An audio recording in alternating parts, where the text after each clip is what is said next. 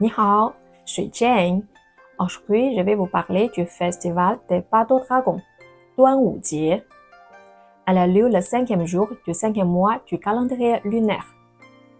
Il s'agit de l'une des 4 fêtes traditionnelles chinoises les plus importantes, avec le festival du printemps, Chunjie, la fête de la lune, Zhongqiujie, et la fête de Qingming, Qingmingjie.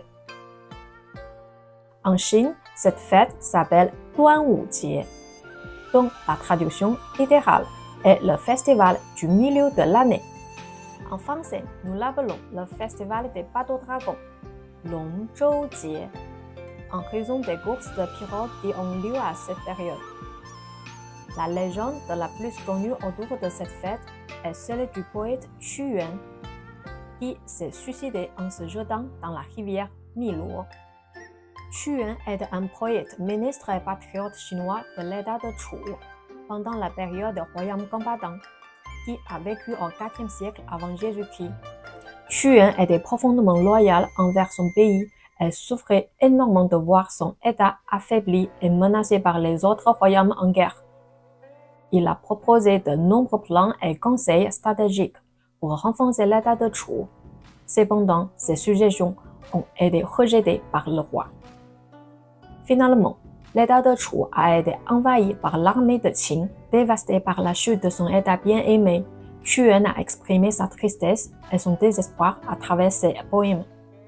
Le 5e jour du 5e mois du calendrier lunaire, il se jeta dans la rivière et mourut pour son pays.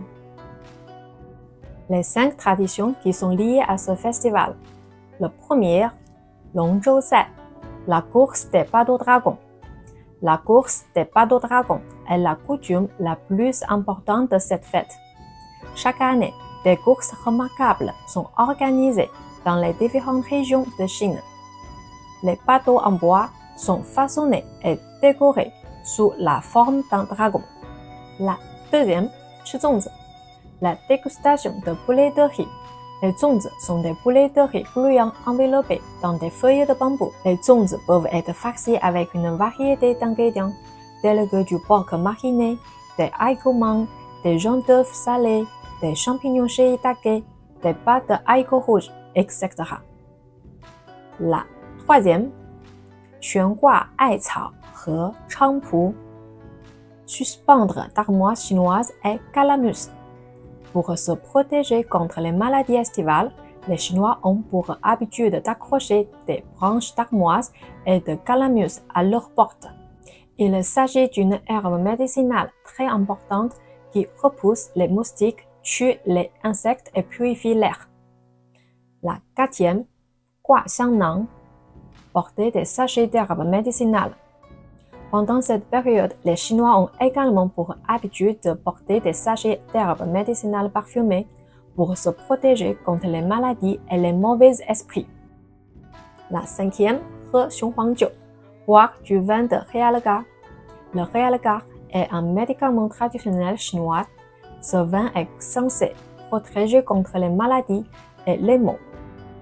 Cependant, cette coutume est de moins en moins suivie, car des études ont démontré que la consommation de ce vin pouvait s'avérer dangereuse. Le festival du Duanwu n'est pas seulement une fête culturelle traditionnelle importante. Il reflète également le patriotisme du peuple chinois et sa quête d'une vie saine. Si vous avez aimé la vidéo, mettez un j'aime et n'oubliez pas de vous abonner à ma chaîne. À bientôt, 再见!